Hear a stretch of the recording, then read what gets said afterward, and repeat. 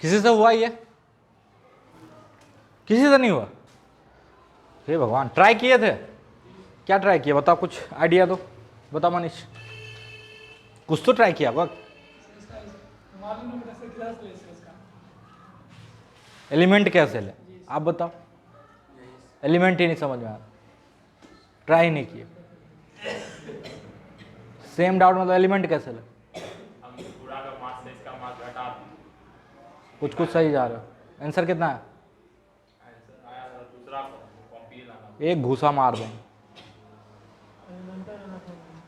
Element लेना ही नहीं था, थोड़ा सा बुद्धि लगाओगे बन जाएगा। दो मेथड बताएंगे, तुम क्या किए? तुम ट्राई ही नहीं किए लगता, कॉपी नहीं खोले। छोरे बेस्ट आदमी आप लोग, क्या बात करें। अमन कॉपी ही नहीं खोले सर। कॉपी खोले थे सर, अब कुछ आइडिया नहीं मिलता, क्या करें सर, कुछ हमको समझ नहीं आता। मतलब क्या ऐसा क्या हो गया? सर हम फोन बनाने का ट्राई किए लेकिन सर कुछ समझे नहीं आया, क्या करें। गलत सेंटर ऑफ मास का जो कॉपी था, जहां सेंटर ऑफ मास निकालना सिखाया, वहां से कुछ आइडिया नहीं लगा? कुछ आइडिया सर नहीं लगा। Body can be replaced by its centre of mass for the calculation of centre of मास। हाँ, ये सब आता ये आता है समझ में, तब नहीं बना। चल देखो, अब body can be replaced by its centre of mass for the calculation of centre of मास। ये आइडिया है, ये आइडिया है। अच्छा, दूसरा चीज, अगर थोड़ा सा यहां पे दो आइडिया बताएंगे। एक तो थोड़ा सा ट्रिक टाइप का है ना, बट अच्छा है, क्योंकि बिल्कुल वैसा ही आइडिया चार्ज में काम करता है, चार्ज में काम करता है। ठीक है, चार्ज के केस में पढ़ेंगे तो फील्ड वगैरह निकालने में तो वहां पे काम करता है, क्योंकि चार्ज दो तरह के होते हैं, पॉजिटिव चार्ज और निगेटिव चार्ज, और दोनों मिलके जीरो हो जाता है अगर इक्वल मैग्नीट्यूड में है ना। मास ऐसा नहीं होता, बट वो आइडिया यहां पे यूज किया जा सकता है, वो आइडिया यहां पे यूज किया जा सकता है। आइडिया क्या कहता है, ये बोलता है कि ये जो खाली हिस्सा है ना, ऐसा करो कि ये जो पहले जो पूरा डिस्क था, मान लो हर जगह मास है, हर जगह जो खाली हिस्सा वहां भी मास है, वहां पे निगेटिव मास चिपका दो, है ना। तो जितना पॉजिटिव उतना ही निगेटिव मास चिपकाओगे तो क्या होगा? Zero mass. निगेटिव मास होता नहीं है, बट वो आइडिया कैलकुलेशन में काम कर जाता है, और ये आइडिया आता है बेसिकली इलेक्ट्रोस्टैट से, जहां पे दो तरह के चार्ज होते हैं, है ना। तो पहले तो हम ये जो ट्रिक बता रहे हैं वो भी चलेगा, है ना। ट्रिक तो नहीं कर सकते, ये भी कॉन्सेप्ट ही है, और एक दूसरा तरीका वो भी बताएं।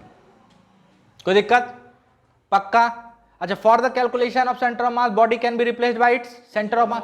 तो हम ऐसा सोच सकते हैं, ये प्लेट है ना, प्लेट में मास कहां डिस्ट्रीब्यूटेड होगा? सरफेस पे। तो मान लेते हैं पूरे प्लेट का सरफेस डेंसिटी सिग्मा क्या है? समझ में? मतलब एक सिग्मा डेंसिटी का प्लेट है और एक माइनस सिग्मा डेंसिटी का छोटा प्लेट है। अरे सिग्मा और माइनस सिग्मा खत्म, है ना। तो ये पूरा में तो मास है, और यहां पर निगेटिव मास चिपकाएंगे तो इस हिस्सा का मास गायब। रियलिटी में ऐसा होता नहीं है। This idea comes from the idea of charge. समझ में? पक्का? चल, तो ये जो पूरा प्लेट है इसका सेंटर ऑफ मास कहां होगा? यहां पे। और इस निगेटिव मास वाले प्लेट का इसके सेंटर पे, अरे इसी लाइन पे। अब इधर देखोगे नहीं फिर बोलोगे कि समझ में नहीं है। सिग्मा डेंसिटी का प्लेट है और माइनस सिग्मा डेंसिटी का प्लेट है, दो प्लेट है यहां पे। एक प्लेट नहीं है, एक बड़ा प्लेट है सिग्मा डेंसिटी का और एक छोटा प्लेट है माइनस सिग्मा डेंसिटी का। तो इस एरिया में टोटल डेंसिटी क्या हो जाएगा? प्लस सिग्मा माइनस सिग्मा, यानी जीरो डेंसिटी। अरे खाली ही तो चाहिए हमको, समझ में? अच्छा, बड़े वाले प्लेट का मास क्या होगा? तो बड़े वाले प्लेट का मास मान लो m1 होगा। क्या होगा? m1। m1 क्या हो जाएगा? Sigma multiplied by area.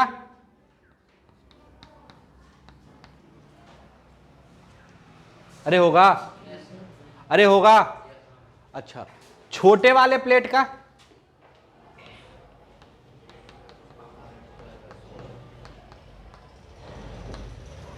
Minus sigma pi square by 4, क्योंकि उसका डेंसिटी माइनस सिग्मा में। अरे समझ में आ रहा है? अरे समझ में आ रहा है? इस प्लेट को भूल जाओ, इस प्लेट को इसके सेंटर ऑफ मास से रिप्लेस कर दो और इस प्लेट को इसके सेंटर ऑफ मास से रिप्लेस कर दो, तो जो नया सेंटर ऑफ मास होगा, ध्यान से सुना, जो नए सेंटर ऑफ मास का एक्स कोऑर्डिनेट होगा, वाई तो हमको 0 दिख रहा है ना, इसी लाइन पे होगा, तो एक्स कोऑर्डिनेट होगा xcm can be written as m1 x1 plus m2 by m1 plus m2। m1 बड़ा वाला प्लेट, इसका सेंटर ऑफ मास कहाँ है, 0,0, इसको 0,0 मान रहा, तो ये हो जाएगा 0। दूसरा minus sigma pi r square by 4, और इसका सेंटर ऑफ मास का कोऑर्डिनेट r/2 डिवाइडेड बाय दोनों मास का सम, कथा है क्या, m1 प्लस m2 0। अबे 0 तो सिर्फ इस एरिया में हो रहा है, कितना हो जाएगा, सिग्मा पाई आर स्क्वायर और sorry pi r minus pi 3 pi, ये हो जाएगा सिग्मा इंटू, अरे समझ में आया, sigma pi r square by 4 minus r by 6, minus r by 6, यहां कहीं होगा, ये 0 है ना, 0 से इस साइड चलना, तो यहां कहीं r/2 होगा और उसके बीच में होगा r/4 और उससे छोटा होगा r/6। समझ में आया, आंसर आ गया। जल्दी से लिखो, दूसरा मेथड बता देंगे, जल्दी से लिखो, दूसरा मेथड बता देंगे। क्या हुआ, अरे ये तो कोई भी जानता है भाई, गधा, नहीं लिखे तो ये समझ में नहीं आएगा। अब सर हाँ बोल, उसका डेंसिटी माइनस सिग्मा का है। ये खाली एरिया है ना, हम बोले कि नहीं यहां भी मास है सिग्मा का पूरा प्लेट बनाने के लिए। अब जैसे सिग्मा का पूरा प्लेट बनाया तो यहां मास आ गया, मास होना नहीं चाहिए रियलिटी में, तो हम बोले कि ठीक है ये पूरा तो सिग्मा का प्लेट रहने दो, एक माइनस सिग्मा का प्लेट चिपका दो, तो प्लस माइनस मिलके क्या हो जाएगा, तो ये एरिया फिर से खाली हो गया। अरे खाली तो रहना ही चाहिए मेरे भाई, कुछ नहीं समझ में आया, आ गया तो जल्दी से नोट करो। और कोई डाउट है तो पूछ लो। अरे और कोई डाउट है, एलिमेंट हमेशा नहीं लेना चाहिए, जब डिस्क विस्क दिख रहा है तो कितना मस्त है वे, एलिमेंट क्यों लेगा, एलिमेंट लेना कोई अच्छी बात थोड़ी है। सत्यम लिख तो लो कम से कम, चलो गुड।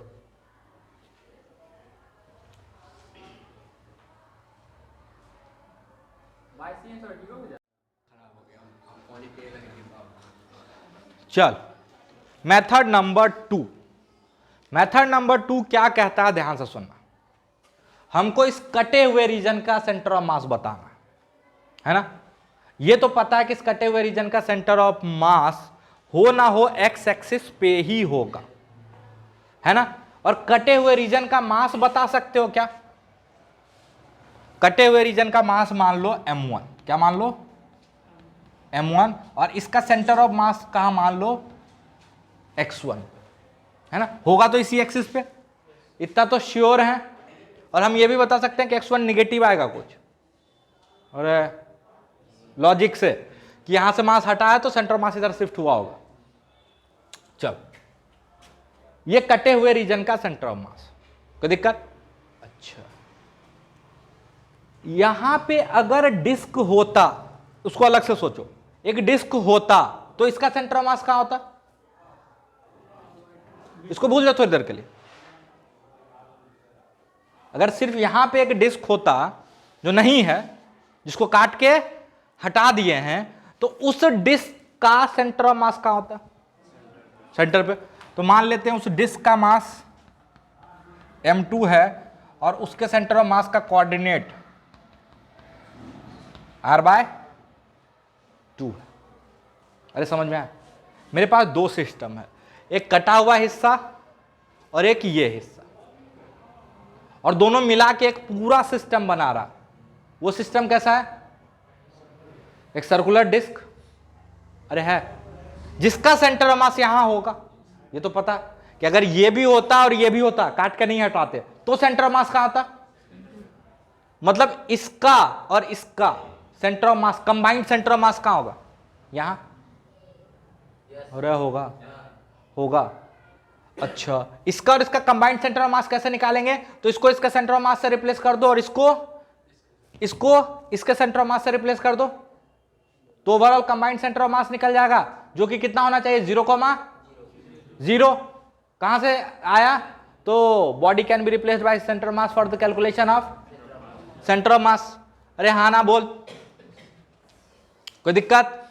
चलो, दैट मीन्स एक्ससीएम सिस्टम का, एक्ससीएम क्या है? 0। सिस्टम का बात कर रहा है। अरे ये पूरे का, कटे हुए का नहीं, कटे हुए का तो निकालना, वो कहां है? 0,0। वाई से हमको मतलब नहीं, एक्ससीएम पे बात कर रहा। एक्ससीएम बराबर m1x1 plus m2x2 bye m1 plus m2। अरे होगा, ये तो इधर जाके 0 ही रहेगा, ठीक है। तो 0 बराबर m1 मास किसका है पता है? इस कटे हुए रीजन का मास है ना।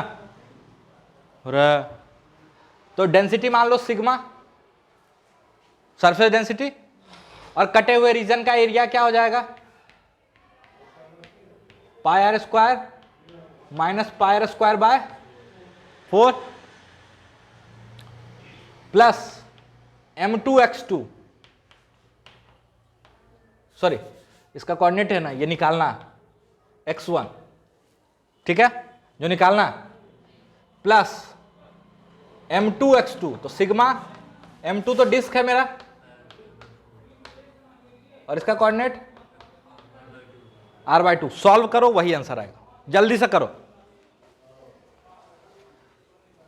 सिग्मा सिग्मा, ठीक है, तो यह आ जाएगा 0 बराबर पाई आर स्क्वायर x1, और ये हो जाएगा minus pi r square by 4 x1। अच्छा, इसको एक साथ कर लेना, अलग अलग क्यों करते हैं? 3 pi r square by 4 x1 plus pi r square by 4 r/2। तो pi r square by 4 pi r square by 4 cancel out हो जाएगा, तो -3 x1 बराबर r/2, तो x1 बराबर -r/6, खत्म।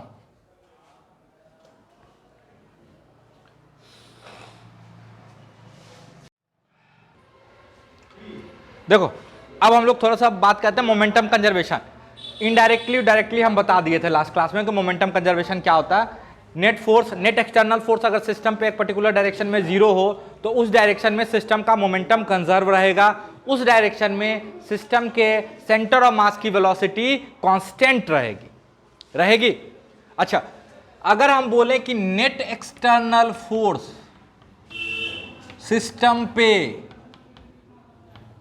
0 है, दैट मीन्स कि dp सिस्टम बाय dt क्या है? 0 है, दैट मीन्स p सिस्टम क्या होगा? कांस्टेंट। ये हम बता दिए थे। अब कई बार ऐसा सिचुएशन आपके सामने दिखेगा जब सिस्टम पे नेट एक्सटर्नल फोर्स 0 नहीं होगा, समझ में आया, लेकिन किसी पर्टिकुलर डायरेक्शन में 0 हो जाएगा, हॉरिजॉन्टल में 0 हो जाए या किसी केस में वर्टिकल में 0 हो जाए, तो वहां पे आप ये यूज कर सकते हो, क्योंकि ये वेक्टर इक्वेशन है ना। तो हम ये भी तो सोच सकते हैं कि चलो नेट एक्सटर्नल फोर्स 0 नहीं है, लेकिन नेट एक्सटर्नल फोर्स का y कंपोनेंट क्या है सिस्टम पे? 0 है ना, कंपोनेंट की बात कर रहे हैं। नेट एक्सटर्नल फोर्स का y कंपोनेंट 0 है, तो हम बोल सकते हैं कि सिस्टम के मोमेंटम का y कंपोनेंट क्या हो जाएगा? क्या x कंपोनेंट वेरी करेगा? बिल्कुल करेगा। लेकिन y कंपोनेंट क्या हो जाएगा, मस्त कांस्टेंट। इसी तरह कई बार ऐसा हो सकता है जब y कंपोनेंट 0 ना दिख रहा हो, लेकिन एक्सटर्नल फोर्स का x कंपोनेंट सिस्टम पे 0 दिख रहा हो, तो उस समय मोमेंटम का कौन सा कंपोनेंट को कंजर्व कर सकते हैं, x कंपोनेंट कर सकते हैं। अरे कर सकते हैं।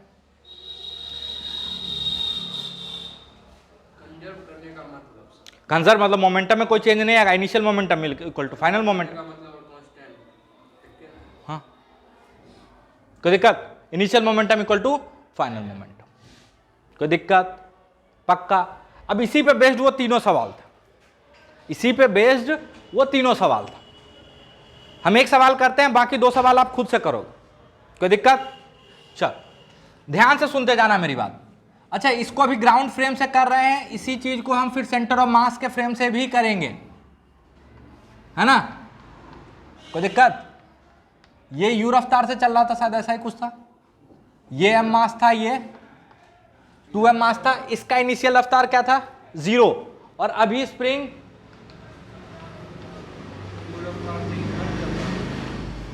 ठीक है, वो उल्टा कर दो कोई फर्क नहीं पड़ता। उसमें मैक्सिमम एक्सटेंशन पूछे होंगे, इसमें मैक्सिमम कंप्रेशन पूछ लेते हैं, फिर वो आप घर से कर लेना। क्या बोले कि ऐसे स्प्रिंग सिस्टम ब्लॉक रखा हुआ था जमीन पे रखा हुआ था, स्मूथ सरफेस है, मस्त ऐसा हथौड़ा मारे तो इसको रफ्तार मिल गया v। हम पूछ रहे हैं कि ये स्प्रिंग मैक्सिमम कितना कंप्रेस होगा, और इसका मोशन कुछ ऐसे होगा, और इसका सेंटर ऑफ मास x में कांस्टेंट से चल रहा होगा। कोई बता सकता है क्यों? ध्यान से अगर आप देखो तो इस सिस्टम पे y में एक्सटर्नल फोर्स है। अगर इसको हम सिस्टम ले लें, ये दोनों ब्लॉक और स्प्रिंग को एक सिस्टम ले लें, ध्यान से सुनना, अगर इस दोनों ब्लॉक और स्प्रिंग को एक सिस्टम ले लें तो इस सिस्टम पे x डायरेक्शन में या हॉरिजॉन्टल डायरेक्शन में कोई भी एक्सटर्नल फोर्स नहीं है। अब बोलोगे सर स्प्रिंग का फोर्स वो इंटरनल है, इस सिस्टम के अंदर है। कैसे? तो इसका एक इस पे लग रहा है तो थर्ड लॉ पेयर उस पे लग रहा ना, सिस्टम के अंदर ही लग रहा है ना, समझ में आ रहा? y में फोर्स 0 नहीं है, नॉर्मल mg, नॉर्मल mg। क्या y में मोमेंटम कंजर्व कर सकते हैं? नहीं, y में भी मोमेंटम कंजर्व नहीं कर सकते, क्योंकि हम नहीं जानते कि y में नेट एक्सटर्नल फोर्स का क्या हो रहा, ठीक है। लेकिन y में मेरा कोई इंटरेस्ट भी नहीं। x में बात करें तो x में अगर आप बात करोगे तो इसको हम कितना रफ्तार दिए u, तो इसके कारण सेंटर ऑफ मास की वेलोसिटी कितनी हो जाएगी, m1 v1 m2 v2 bye m1 plus m2, कितना हो गया? इसका सेंटर ऑफ मास कितने से चलना शुरू करेगा, और हमेशा उतने से ही चलता रहेगा, क्योंकि x डायरेक्शन में कोई भी एक्सटर्नल फोर्स नहीं है,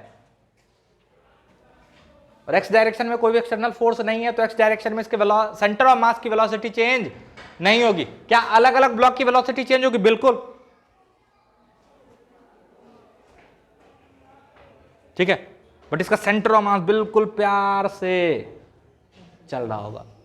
इसका वीडियो आज हम भेज दें, ठीक है, इसी यही पढ़ाने के लिए रुके हुए थे। उसमें से बस वही पार्ट जो बोलेंगे वही देखना, फालतू का लेक्चर मत सुनने लगना। समझ में आया? समझ में आया? इसका बस डेमोन्स्ट्रेशन हम आपको दिखा दें, कोई दिक्कत?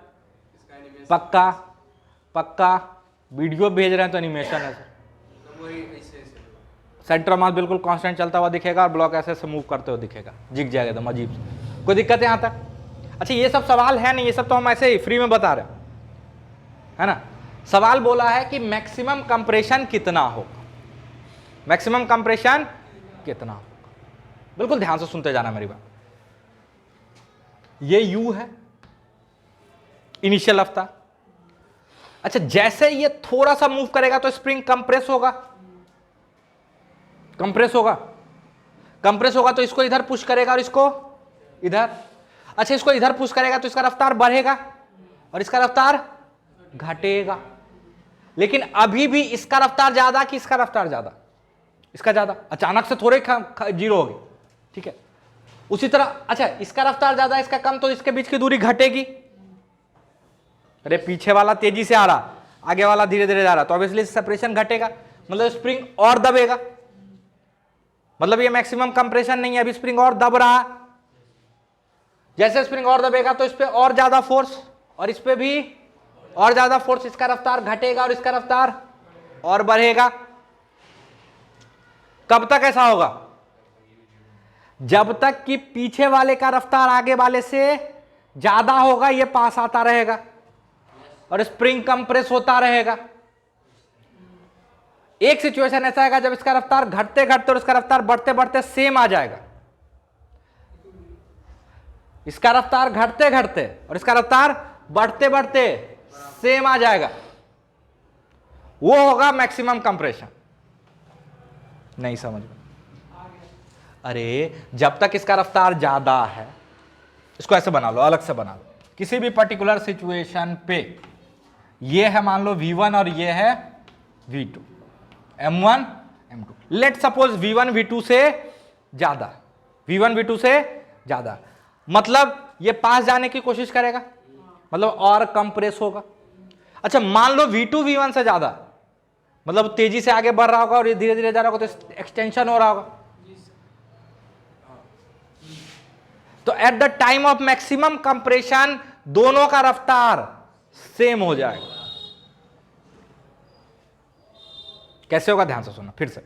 इसको रफ्तार दिए, ये दबा, इस पे फोर्स इधर लगा और इस पे फोर्स इधर, इसका रफ्तार बढ़ा, इसका घटा, और ये केस तब तक चलता रहेगा जब तक कि दोनों का रफ्तार सेम ना हो जाए, दोनों सेम से ना चलने लगे।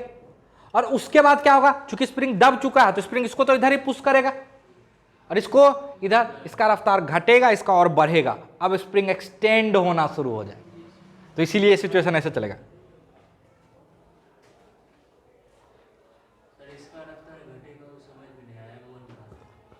M1 का घटेगा, जैसे ही आप धक्का दोगे तो ये इधर आएगा, पूरा कंप्रेस क्यों होगा, ये जैसे थोड़ा सा मूव करेगा ये चलने लगेगा, कहीं कोई फ्रिक्शन व्रिक्शन नहीं है। अरे आप तो सोचो जमीन पे ना, जमीन पे तो फ्रिक्शन होता, स्मूथ है, तो जैसे ये थोड़ा मूव करेगा इसका रफ्तार थोड़ा सा बढ़ेगा, लेकिन ये तो अभी ज्यादा है ना, u है, एक फाइनाइट वैल्यू है और इसका इनफाइनाइटेसिमल वैल्यू से बढ़ेगा, ठीक है। तो ये इसका ज्यादा इसका कम, और पास आएगा, जैसे और पास आएगा तो स्प्रिंग और दबेगा, अरे इसका रफ्तार और बढ़ेगा और इसका और घटेगा, लेकिन घटते घटते ये जीरो थोड़ी हो जाएगा। जैसे इसका रफ्तार और इसका रफ्तार बराबर होगा, अब कंप्रेस नहीं होगा, अब तो कंप्रेस हो चुका, ठीक है। अब स्प्रिंग दब गया तो ये इसको पुश करेगा, तो इसका रफ्तार और बढ़ेगा और इसका और घटेगा, तो अब ये फास्ट हो जाएगा और ये स्लो, अब स्प्रिंग एक्सटेंड होना शुरू होगा। अच्छा ये मत सोचना है पीछे जा रहा, जा अभी भी आगे ही रहा, लेकिन ये अब तेज चलने लगा तो स्प्रिंग एक्सटेंड होने लगा, है ना। तो जब मैक्सिमम कंप्रेशन होगा, जब मैक्सिमम कंप्रेशन होगा उस समय दोनों का रफ्तार सेम हो चुका होगा, दोनों का रफ्तार सेम हो चुका होगा। नहीं समझ में आया? चल तो आधा काम तो मेरा हो गया, मतलब at the time of maximum compression दोनों का रफ्तार कितना हो चुका होगा, v, और उस समय स्प्रिंग कितना दब चुका है, मान लो x दब चुका है, कितना दब चुका है, x। कोई दिक्कत, स्प्रिंग x दब चुका है ना, दोनों का रफ्तार सेम हो चुका है, अननोन कितना, 2 है बे, v और x, यही तो निकालना, मैक्सिमम कंप्रेशन निकालना। कितना इक्वेशन चाहिए, 2। पहला इक्वेशन आएगा मोमेंटम कंजर्वेशन। कैसे आएगा, तो x डायरेक्शन में कोई भी एक्सटर्नल फोर्स नहीं है, तो x डायरेक्शन में सिस्टम का मोमेंटम कंजर्व रहेगा, और मोमेंटम वेक्टर क्वांटिटी है, प्लस माइनस का ध्यान रखना।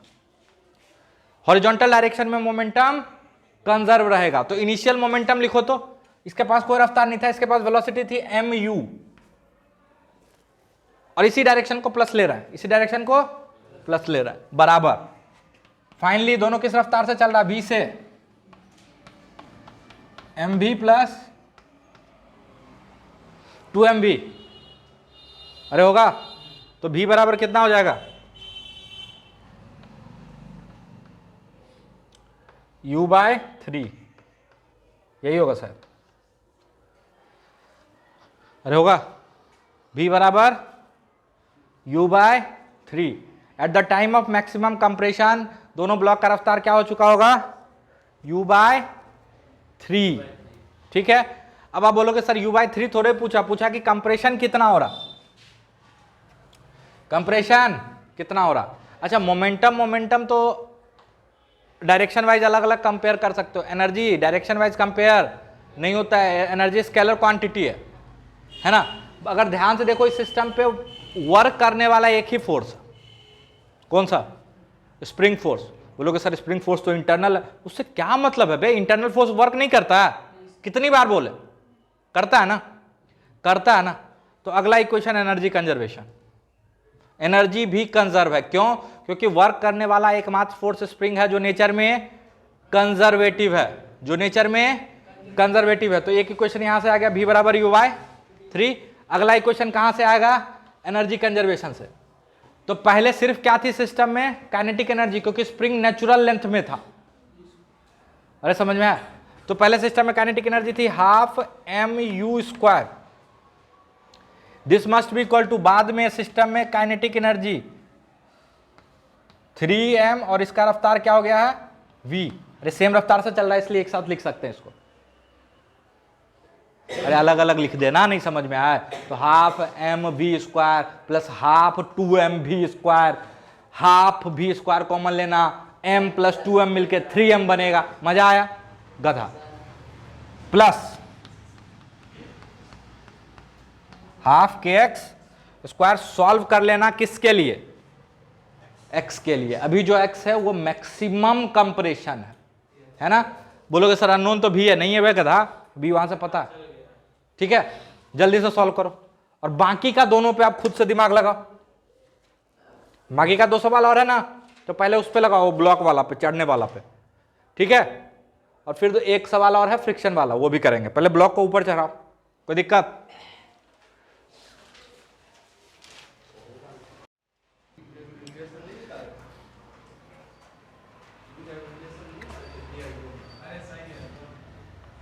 इधर देखो,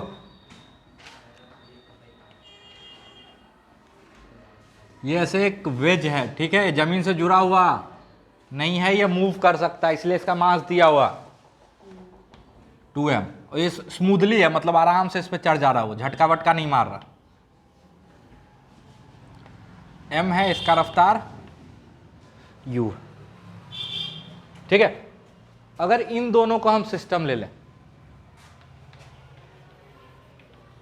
तो अगेन इस सिस्टम पे कोई भी एक्सटर्नल फोर्स x में नहीं, mg वर्टिकल है, नॉर्मल वर्टिकल है। अब आप बोलोगे सर ये इस पे चढ़ेगा तो इसके बीच में भी तो नॉर्मल लग रहा होगा, तो वो इंटरनल है ना।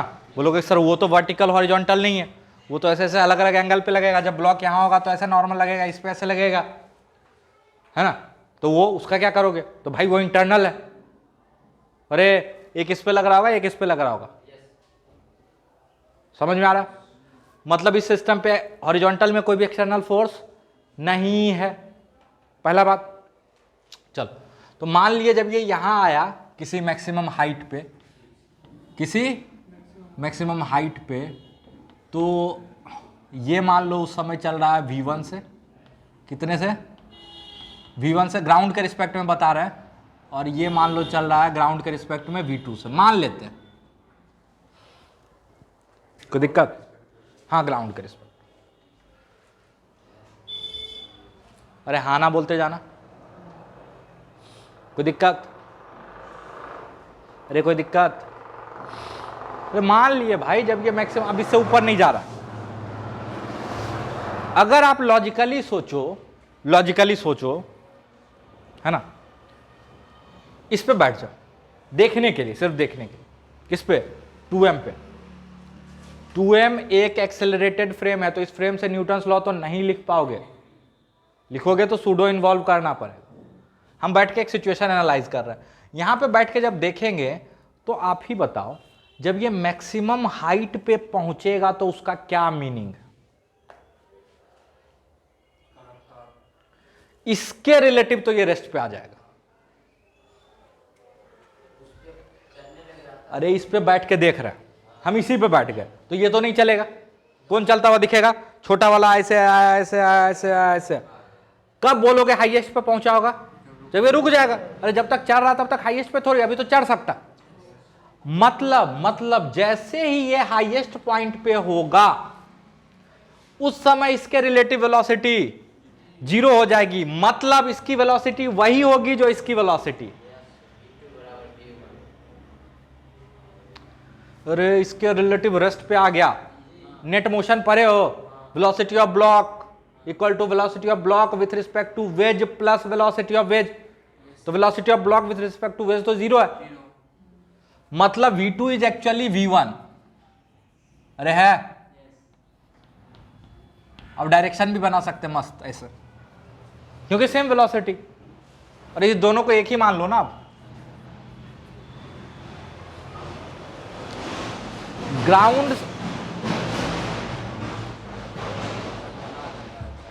ग्राउंड से भी दिख रहा है, उस पर चढ़ेंगे तो जीरो दिखेगा। समझ में आया?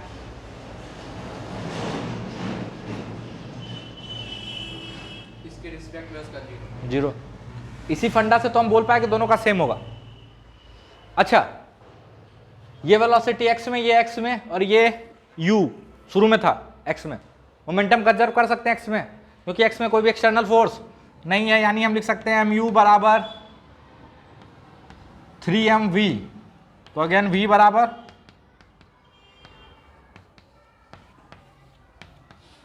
u by 3। अरे कंजर्विंग मोमेंटम इन एक्स डायरेक्शन या हॉरिजॉन्टल डायरेक्शन, कुछ नहीं समझ में आ रहा। आ गया? अच्छा, मान लिए कितना ऊपर पहुंच गया है? h। अगर इस पूरे मोशन को गौर से देखो तो वर्क करने वाला एकमात्र फोर्स ग्रेविटी है, जो कि नेचर में कंजर्वेटिव है। तो वर्क डन बाय ग्रेविटी, या यहां पर मैकेनिकल एनर्जी कंजर्व कर सकते हैं। तो इनिशियल इस हाइट को जीरो लेवल ले लेते हैं, तो यहाँ पे gravitational potential energy zero, kinetic energy half m u square. अरे होगा हाफ m u स्क्वायर बराबर, बाद में काइनेटिक एनर्जी आ गई दोनों में, हाफ 3m v स्क्वायर, और v निकाल चुके हैं, प्लस mg h। एक चीज गौर कर रहे हो क्या? ये सारा टर्म वही आया, बस ये जो टर्म आया, ये स्प्रिंग पोटेंशियल एनर्जी के जगह पे क्या आ गया? ग्रेविटेशनल पोटेंशियल एनर्जी आ गया। पिछला सवाल से मैच करो। स्प्रिंग पोटेंशियल एनर्जी के जगह पे क्या आ गया? Gravitational potential energy. और इसका राज क्या है वो हम आगे बताएंगे। यहां से h निकल जाएगा। अरे यहां से h निकल जाएगा।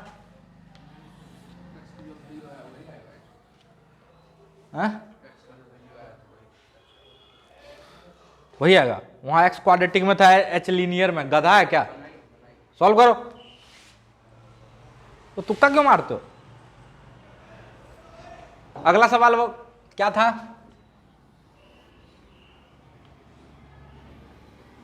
अच्छा, यहां पे mgh का कुछ वैल्यू आएगा। वही वैल्यू पिछले में किसका आया था? हाफ के एक्स स्क्वायर का। वही वैल्यू इसमें आएगा वर्क डन बाय फ्रिक्शन का। क्यों आएगा वो बाद में समझे, अभी उसको भूल जाओ थोड़ी देर के लिए।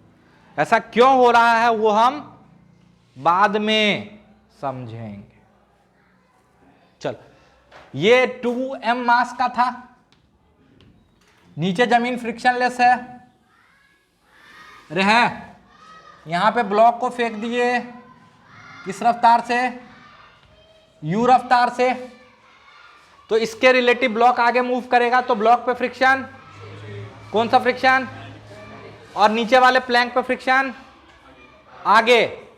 क्या होगा? ऊपर वाले का रफ्तार घटेगा और नीचे वाले का रफ्तार बढ़ेगा। और ऐसा कब तक चलेगा? जब तक कि दोनों का रफ्तार सेम नहीं हो जाए, जैसे दोनों का रफ्तार सेम होगा बीच में लगने वाला फ्रिक्शन बंद। अरे कांस्टेंट रफ्तार से चलने लगा ना, समझ में आया? अच्छा, अगर इन दोनों को आप एक सिस्टम ले लो तो इस सिस्टम पे हॉरिजॉन्टल डायरेक्शन में कोई भी फोर्स नहीं है, इस सिस्टम पे हॉरिजॉन्टल डायरेक्शन में कोई भी फोर्स नहीं है, मतलब इस सिस्टम का मोमेंटम कंजर्व रहेगा। अरे रहेगा, तो ये इनिशियल स्टेट है और फाइनली क्या हो जाएगा, दोनों सेम रफ्तार से चल रहा होगा। अरे क्यों चलेगा, उसके पीछे का लॉजिक दे दिए। कुछ नहीं समझ में आ रहा, अरे कुछ नहीं समझ में आ रहा। दोनों सेम रफ्तार से चलेगा, क्यों? क्योंकि एक का रफ्तार घटेगा और एक का बढ़ेगा, एक का घटेगा और एक का बढ़ेगा, क्योंकि इस पे फ्रिक्शन पीछे लग रहा है और इस पे फ्रिक्शन आगे लग रहा है। लेकिन जैसे दोनों का रफ्तार सेम होगा तो अब टेंडेंसी ही नहीं है रिलेटिव मोशन का, तो फ्रिक्शन क्यों लगेगा? अरे फ्रिक्शन तो तभी लगता है when there is tendency of relative motion और देयर इज रिलेटिव मोशन। अब जब दोनों मस्त एक ही रफ्तार से जा रहा है तो काहे का फ्रिक्शन है ना। मोमेंटम कंजर्वेशन mu बराबर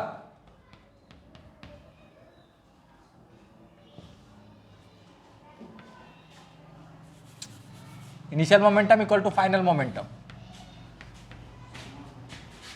v बराबर u बाय 3। अरे v बराबर u बाय 3। अच्छा, यहां पे एकमात्र फोर्स कौन वर्क कर रहा है? फ्रिक्शन। और नेचर में कैसा है? Work done by non conservative force plus work done by external force बराबर चेंज इन मैकेनिकल एनर्जी। कुछ याद आ रहा है? वर्क मैकेनिकल एनर्जी थ्योरम मार देंगे एक घूसा। लग रहा है काइनेटिक फ्रिक्शन एनर्जी कंजर्वेशन लगा दो, और स्टैटिक फ्रिक्शन भी लगता है, तो आप कैसे लगा दोगे? कोई सा भी फ्रिक्शन लग रहा है, फ्रिक्शन कंजर्वेटिव है, स्टैटिक कंजर्वेटिव होता है, उसको क्लासिफाई ही नहीं कर सकते हैं, स्टैटिक को, टेंशन को, नॉर्मल को। कॉपी पलट के देखो। तो work done by non conservative, अच्छा एक्सटर्नल फोर्स तो है ही नहीं, है भी तो उसका वर्क क्या है? जीरो है। अरे है ना, तो work done by non conservative force is equal to friction that must be equal to change in mechanical energy. और यहां पे तो एक ही टाइप की मैकेनिकल एनर्जी में चेंज आ रहा है, कौन सा? Kinetic energy. अरे पोटेंशियल एनर्जी में तो कोई चेंज नहीं आ रहा, हाइट वाइट में कोई चेंज आया नहीं आया, स्प्रिंग स्प्रिंग दबा नहीं दबा, तो एकमात्र मैकेनिकल एनर्जी बदल रहा है क्या? Kinetic energy. तो work done by non conservative force यहां पे क्या है? Work done by friction equal to change in mechanical energy. तो change in mechanical energy equal to final kinetic energy minus initial kinetic energy. तो final kinetic energy लिखोगे half 3m v square minus half m u square. फिर वही चीज आ गया घूम फिर के, देखो आया क्या? आया क्या?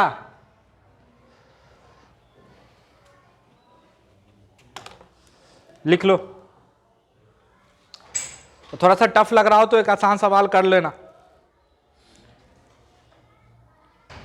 ठीक है?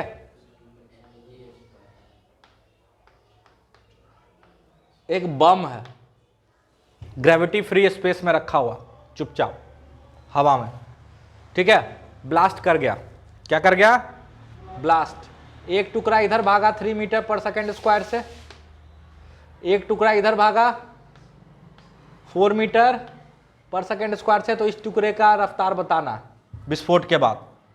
विस्फोट के बाद इस टुकड़े का रफ्तार बताना है। किस टुकड़े का? एक और टुकड़ा जो बच रहा, 3 बराबर टुकड़े में टूट गया। बॉम्ब है, ग्रेविटी फ्री स्पेस में पड़ा हुआ था, ब्लास्ट कर गया। ऑब्वियसली ब्लास्ट करेगा तो उसका फ्रेगमेंट इधर उधर भागा, उसमें से एक फ्रेगमेंट भागा, दिया हुआ है, एक इधर दिया हुआ है, एक किधर भागेगा, क्यों भागेगा, उसके पीछे का लॉजिक के साथ जल्दी से सॉल्व करो। 1 मिनट का सवाल।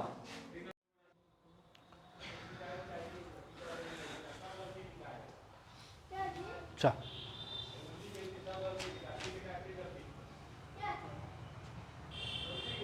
4 मीटर पर सेकेंड, 3 मीटर पर सेकेंड। ये बताओ ये जो बॉम्ब था ये कहाँ रखा हुआ है? ग्रेविटी फ्री स्पेस में। अगर ये ग्रेविटी फ्री स्पेस में रखा हुआ है तो इस पर नेट एक्सटर्नल फोर्स क्या है? 0। ऑब्वियसली इस पे बाहर तक कोई इंटरेक्शन ही नहीं है। अब ये ब्लास्ट किया तो इंटरनल फोर्सेस के कारण ब्लास्ट होगा, तो एक फोर्स इधर धक्का लगाया होगा तो अंदर का फोर्स उस पर भी लगा होगा, उस पर भी लगा होगा। या फिर आप ऐसे सोच सकते हो कि इसका जो मोमेंटम पहले था बाद में भी वही रहेगा, क्योंकि सिस्टम पे नेट एक्सटर्नल फोर्स नहीं है और यहां तो हर डायरेक्शन में यहां नेट मोमेंटम कांस्टेंट रहेगा। रीजन बीइंग कि किसी भी डायरेक्शन में फोर्स नहीं, ऐसा नहीं है कि सिर्फ एक्स में नहीं है या वाई में नहीं है, यहां तो किसी डायरेक्शन में फोर्स नहीं। अरे नहीं है ना, मतलब इसका नेट मोमेंटम जो पहले था बाद में भी वही रहेगा। शुरू में मोमेंटम कितना था? 0, तो बाद में भी मोमेंटम क्या रहेगा? 0। खत्म। कैसे? अच्छा, मोमेंटम वेक्टर है, बस इसका ध्यान रखना है। तो मान लो ये टुकड़ा v से चला होगा, कितने से चला होगा? या v1 से चला होगा, ठीक है। इसको बोल दिए दूसरा टुकड़ा, इसको बोल दिए तीसरा टुकड़ा, तो v2 क्या हो जाएगा? xy बना लिए हम अपनी मर्जी से, -3 j कैप, और v3 क्या हो जाएगा? -4 i कैप। v1 पता नहीं है उसको, बस v1 छोड़ दिए।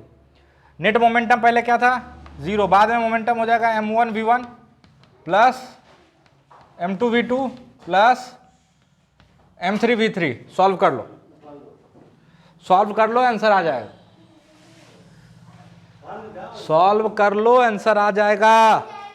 m1 पता है, m2 पता है, v1 पता है, v2 पता है ना, तो v3 आ जाएगा। सॉल्व करो।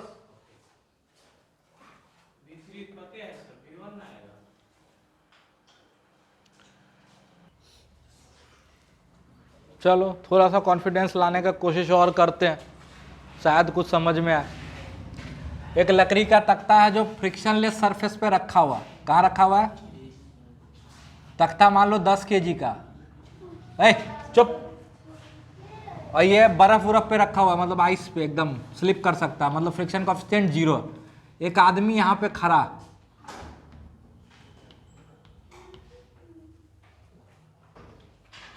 अच्छा इसको अभी छोड़ो, अभी मत करो। आंसर तो आ जाएगा बट फिर कुछ सवाल हम पूछ देंगे तो अटक जाओगे, हटाओ इसको।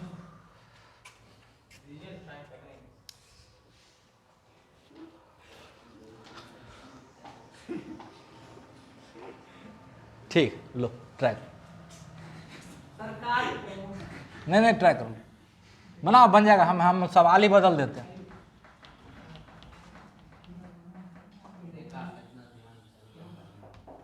चल, ये फ्रिक्शनलेस सरफेस है, ठीक है। यहां म्यू क्या है? 0, और यहां म्यू है। आदमी के पैर और प्लैंक में म्यू है, आदमी के पैर और प्लैंक के बीच में म्यू है, मतलब आदमी उस पर दौड़ सकता मस्त, कोई दिक्कत? ठीक है। और ये 10 kg का है, आदमी 80 kg का है। ये आदमी प्लैंक के रिलेटिव 2 मीटर पर सेकेंड से दौड़ने लगा, ठीक है। ये आदमी प्लैंक के रिलेटिव 2 मीटर पर सेकेंड से दौड़ने लगा। आपको बताना है प्लैंक का वेलोसिटी क्या होगा, प्लैंक का वेलोसिटी क्या होगा। कोई दिक्कत? ट्राई करो। 2 मीटर पर सेकेंड के कांस्टेंट रफ्तार से प्लैंक पे दौड़ रहा, तो प्लैंक की वेलोसिटी क्या होगी? वेलोसिटी मतलब क्या? मैग्नीट्यूड, डायरेक्शन, दोनों।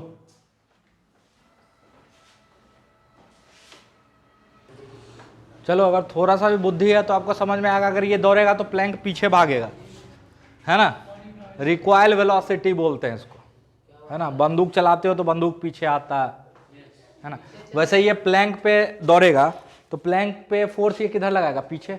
आदमी पे आगे लगेगा तब तो ये आगे दौड़ा। अरे है ना, समझ में आ रहा है? चलो हमको कुछ नहीं पता, हमको कुछ नहीं आता, हमको कुछ नहीं आता, बात खत्म, ठीक है। पहले रेस्ट पे था, पहले रेस्ट पे था, 2 मीटर पर सेकंड से दौड़ने लगा, तब प्लैंक कितने से चल रहा होगा ये पूछा, है ना। अच्छा, पहले जब ये रेस्ट पे था, ये बताओ, इसको हम सिस्टम ले लें, इसको हम सिस्टम ले लेते हैं। अगर इसको सिस्टम ले लें तो इस सिस्टम पे एक्सटर्नल फोर्स हॉरिजॉन्टल में कितना, एक्सटर्नल फोर्स हॉरिजॉन्टल में कितना, 0। फ्रिक्शन इंटरनल फोर्स है उसके पैर और प्लैंक पे, है ना, हॉरिजॉन्टल में कोई फोर्स नहीं है। और अगर हॉरिजॉन्टल में कोई भी एक्सटर्नल फोर्स नहीं है तो हॉरिजॉन्टल में मोमेंटम कंजर्व रहेगा। तो इनिशियल मोमेंटम हॉरिजॉन्टल में कितना है, 0, खड़ा था प्लैंक पे, अब दौड़ने लगा 2 मीटर पर सेकंड से। मान लो आपको नहीं पता प्लैंक पीछे जा रहा है, हमको तो नहीं पता, वेक्टर में मस्त क्या, किधर को भी पॉजिटिव मान लो, उल्टा माने होगे तो माइनस साइन के साथ आ जाएगा। मान लो प्लैंक इधर चलने लगा v से, प्लैंक भी चल रहा है आदमी भी चल रहा है, दोनों में मोमेंटम आ गया, लेकिन उनके मोमेंटम का सम क्या होगा, 0 हो, यहां पर रहेगा, क्योंकि इनिशियल मोमेंटम क्या है, 0 है। लिखो 0 बराबर फाइनल मोमेंटम, प्लैंक का मास 10 kg इंटू भी। अच्छा इसी डायरेक्शन को पॉजिटिव ले लेते हैं, अरे ना, तो आदमी का +80 इंटू 2, एक घूसा मारेंगे, क्योंकि 2 प्लैंक के रिलेटिव दिया है और हमको सब ग्राउंड के रिलेटिव लिखना है, क्योंकि हम ग्राउंड फ्रेम से काम कर रहे हैं। तो 2 से वो चल रहा है और प्लैंक v से चल रहा है, तो टोटल 2 + v से चलेगा। कुछ नहीं समझ में आया। Net motion, velocity of man equal to velocity of man with respect to plank plus velocity of plank. इसलिए तो बोले थे आप लोग क्या पढ़े थे, रिवर बोट, हम क्या पढ़ाए थे, नेट मोशन, है ना। अरे है कि नहीं है, ये 0 मेरे हिसाब से कट जाएगा, ठीक है, इधर हो जाएगा 8v और v, अरे होगा 9v, तो v बराबर, देखो अपने आप माइनस साइन आ गया, मतलब प्लैंक पीछे भागा होगा, प्लैंक पीछे भागा होगा।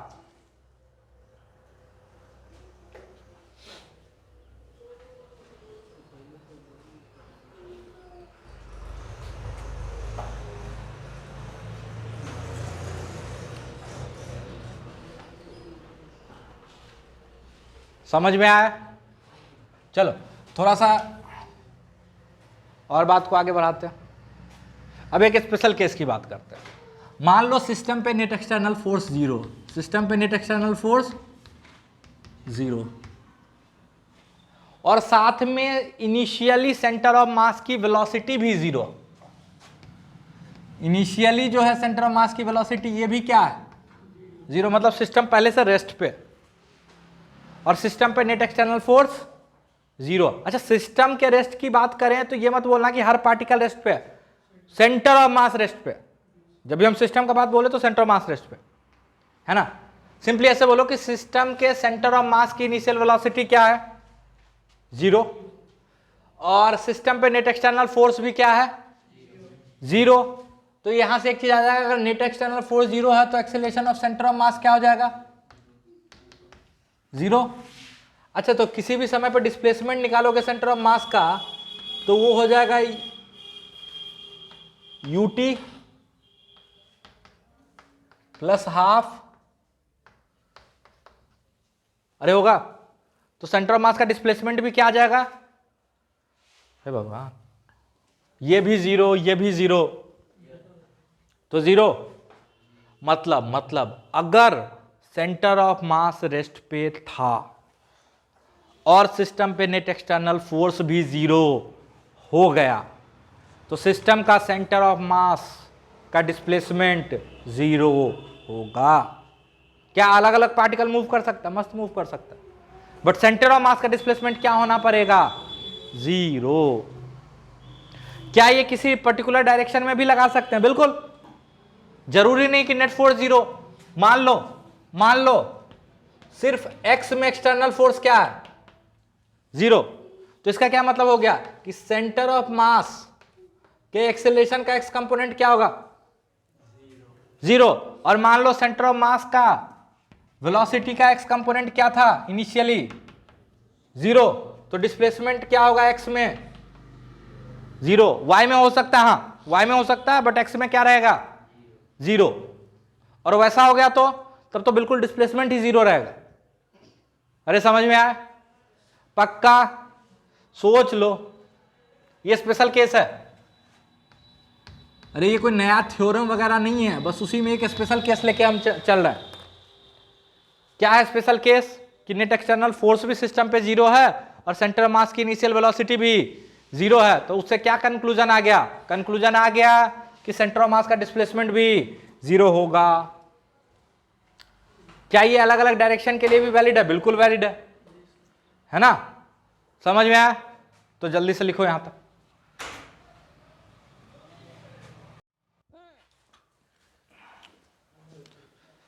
चलो अब अपना द क्वेश्चन जो बार बार आ रहा फिर से आ गया। ये मान लो 2m मास का, ठीक है, और ये मान लो m मास का। ये एंगल थीटा, याद आया था जो बताए थे कि सेंटर ऑफ मास के बात करेंगे, है ना? सेंटर ऑफ मास के बात करेंगे। m मास, 2m मास, थीटा एंगल, ये लेंथ मान लो l, ये लेंथ l, ठीक है। कहीं पे कोई फ्रिक्शन नहीं है। इसको छोड़ोगे तो ये नीचे स्लाइड करेगा और ये पीछे जाएगा। अरे जाएगा। मेरा सवाल है, जब ब्लॉक जमीन पे आ जाएगा तो वेज कितना मूव किया होगा? डिस्प्लेसमेंट ऑफ वेज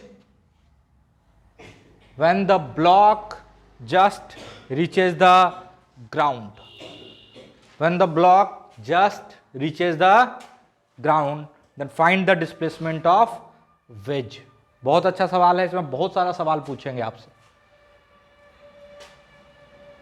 ट्राई करो।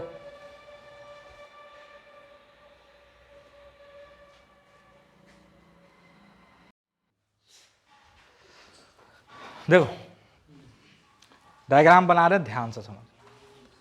मान लो ये x पीछे शिफ्ट हुआ होगा, ठीक है, तो ये x हो गया होगा। अच्छा ये यहां से यहां l आया तो x में कितना चला होगा? l cos थीटा, ठीक है, कितना चला होगा? l cos theta.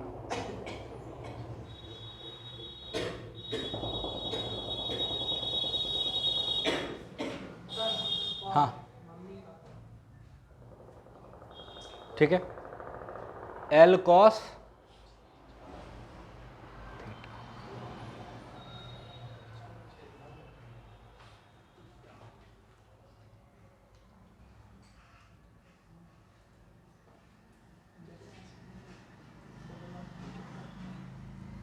यहां तक किसी को कोई परेशानी? अरे कोई परेशानी? अच्छा इसको आप सिस्टम ले लो।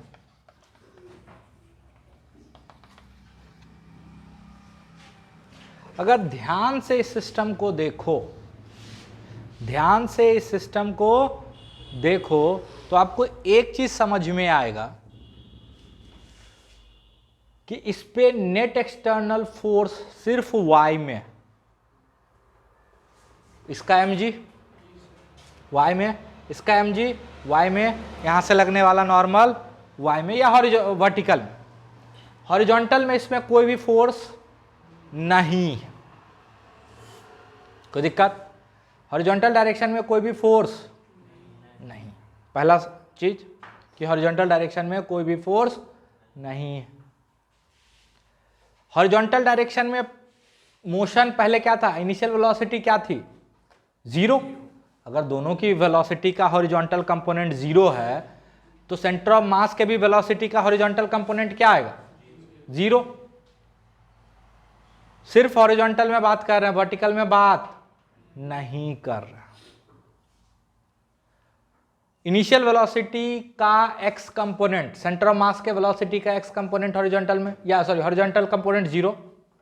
सिस्टम पे हॉरिजॉन्टल में कोई भी फोर्स नहीं है, दैट मींस सिस्टम के सेंटर ऑफ मास का x में कोई डिस्प्लेसमेंट नहीं होगा। समझ में? x में कोई भी डिस्प्लेसमेंट नहीं होगा। तो सिर्फ x में बात करें हम डिस्प्लेसमेंट ऑफ वेज एक्स में कितना है बताओ आप ही। Minus x. अरे है, अब बोलोगे सर आपको कैसे पता पीछे चला, नहीं चला होगा तो आ जाएगा आंसर में, बट यहां तो आप लॉजिकली ही बता सकते हो पीछे ही चलेगा। अच्छा, इसके रिलेटिव ये एक्स में कितना चला, ग्राउंड से नहीं बात कर रहा। अगर वेज पे बैठ के देखोगे तो एक्स में तो यही चला ना, ये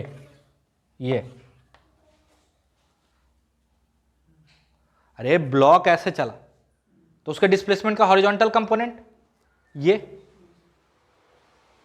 किसके रिलेटिव, ये तो वेज के रिलेटिव है, वेज खुद पीछे चला गया। वेज पे बैठोगे तो ये ऐसे जाता हुआ दिखेगा, तो इस डिस्प्लेसमेंट के कारण एक्स में कितना डिस्प्लेसमेंट हुआ, एल कॉस थीटा, लेकिन वो तो वेज से है ना, अरे वेज से है ना, तो displacement of block with respect to wedge का x component L cos theta, तो डिस्प्लेसमेंट ऑफ ब्लॉक क्या आ जाएगा, displacement of block with respect to wedge plus displacement of wedge. कुछ नहीं समझ में। अरे ऐसे भी देखो ना, यहां एल कॉस थीटा मूव किया और ये इधर मूव कर गया तो माइनस एक्स, एक्स से मूव कर गया ना पीछे तो माइनस एक्स, यहां पे भी आएगा। ये क्या है एल कॉस थीटा, और ये यहां से भी दिख रहा ऐसे एल कॉस थीटा इधर, लेकिन ये पॉइंट कितना पीछे चला गया एक्स, तो नेट डिस्प्लेसमेंट क्या हो जाएगा L cos theta minus x. अरे एल कॉस थीटा माइनस, समझ में आ गया। चलो एक्स में सेंटर ऑफ मास का डिस्प्लेसमेंट 0 होगा, m1 delta x1 plus m2 delta x2 divided by m2। किसी को m या इसको बोल देते हैं वेज ब्लॉक बोल देते हैं, इसको वेज बोल देते हैं। अरे है कि नहीं, नाम रखने में क्या जाता है। सॉल्व करो, ये तो इधर चला जाएगा 0, अरे 0 यस सर 0। अच्छा तो बताओ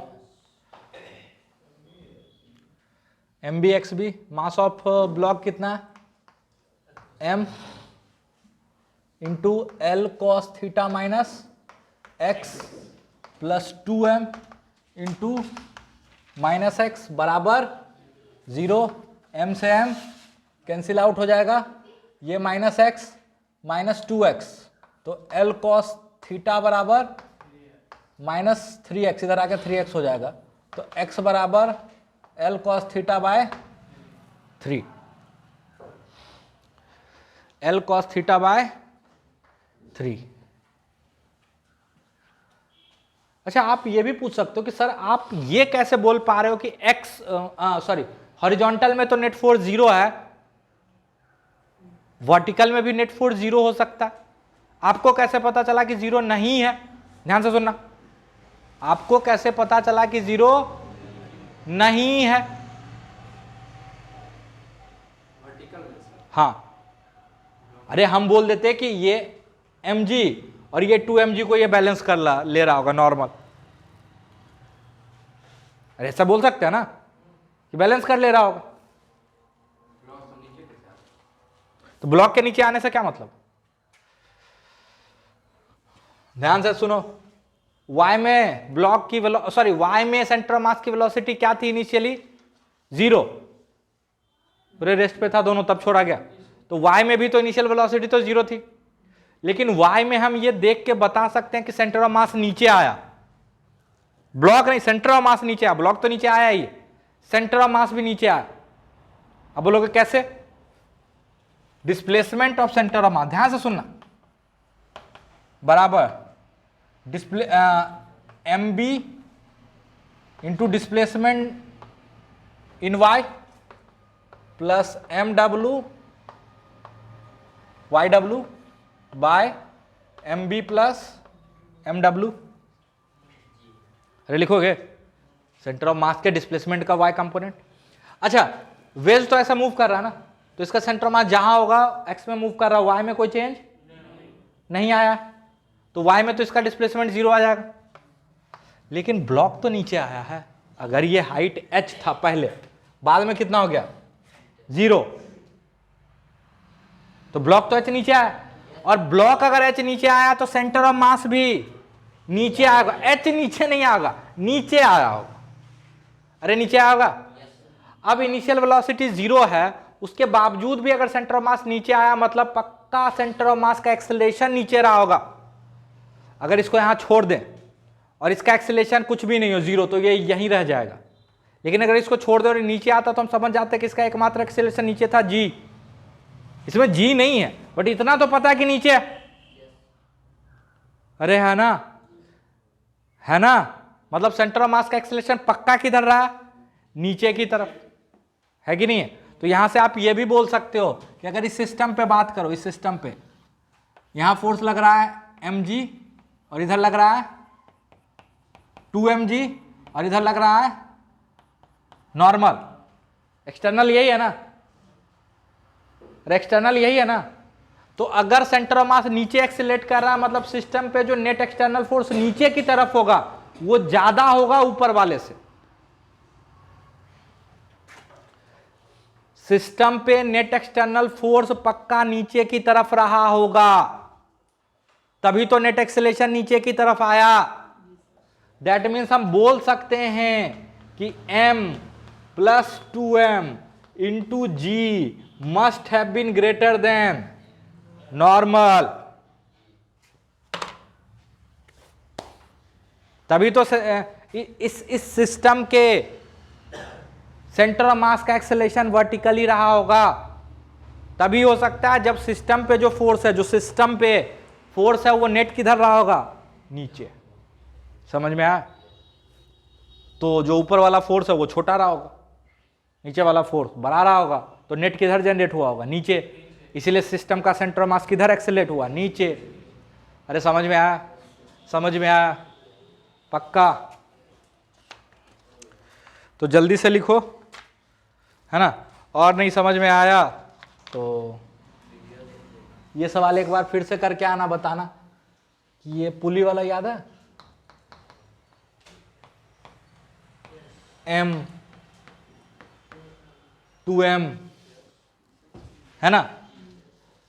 तो इस पुली पे फोर्स लग रहा होगा, टेंशन टेंशन, और इधर F। तो आपको बताना है कि F is greater than 3mg या F is less than 3mg या F is equal to 3mg या F बराबर 0। ठीक है, ये होमवर्क है आपका, ट्राई कीजिएगा तो थोड़ा सा इसका आइडिया और क्लियर हो जाएगा। अरे इसी का वन डायमेंशनल केस हो गया, उसमें सारा फोर्स किस में है, y में। इसमें भी फोर्स तो y में ही है, लेकिन इसमें डिस्प्लेसमेंट दोनों में दिख रहा है ना, इसलिए थोड़ा सा कंफ्यूज हो रहे हो। समझ में आया। तो इसको ट्राई करना एक बार घर पे। बाकी HC वर्मा में एग्जाम्पल नंबर 1 से लेकर 15 तक कर लेना, ठीक है। सेंटर ऑफ मास का, हाँ हाँ ठीक है, लिखो जल्दी से यहां पे।